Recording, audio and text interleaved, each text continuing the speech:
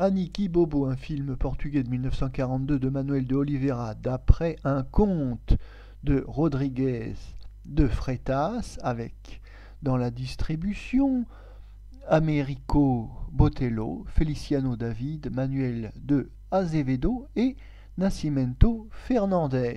Le sujet. Le film illustre les aventures et les amours de quelques enfants entre 10 et 12 ans dans la ville de Porto au Portugal, tous élèves dans la même classe. Ils se retrouvent après l'école pour se baigner dans le port. Une rivalité se développe entre le sensible Carlitos et le plus entreprenant Eduardito, le chef de la bande, pour conquérir l'attention de Teresina, la jolie petite fille modèle. Moins fort physiquement, Carlitos se résout à voler une poupée que convoite Teresina pour s'attirer ses faveurs. Notre avis. Les histoires d'enfants interprétées par des enfants constituent souvent de bons sujets cinématographiques, mais on peut traiter le sujet de bien des façons.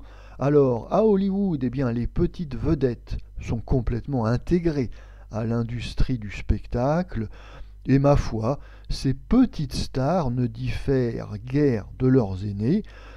Ce sont des produits qu'on lance comme des savonnettes et qui bénéficient d'effets de mode, puis de désamour.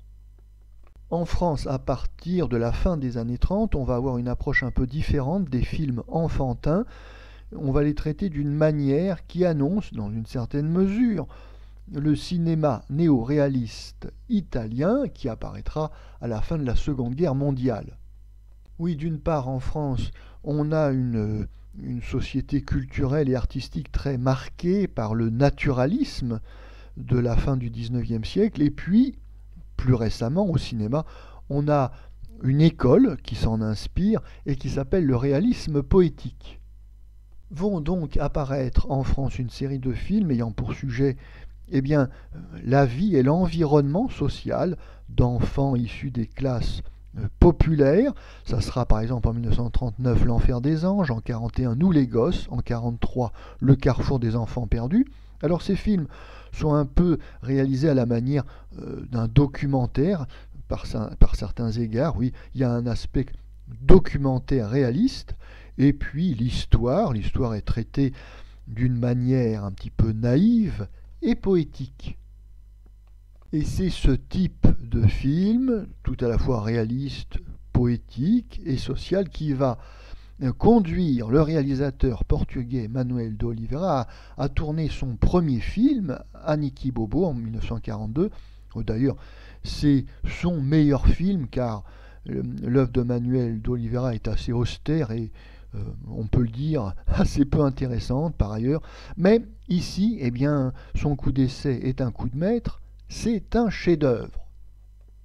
Ce conte enfantin est magnifiquement mis en image, et donc d'une manière très moderne, très réaliste, avec un aspect documentaire sur Porto, le Porto pittoresque, son port, ses commerces, son étude sociale sur la vie et l'environnement des enfants de quartiers populaires, et puis esthétiquement le film est très réussi avec une photographie de très grande qualité et un soin très poussé dans la mise en image de toutes les scènes. Oui, on peut parler de chef-d'œuvre car le fond et la forme sont sans défaut et au service, ma foi, d'une histoire originale et racontée d'une manière très émouvante et qui parle au spectateur, le cinéma étant par excellence un moyen d'expression très, très sensitif et très instinctif. C'est ainsi que ce magnifique film sur l'enfance trouve sa place dans le patrimoine mondial du cinéma.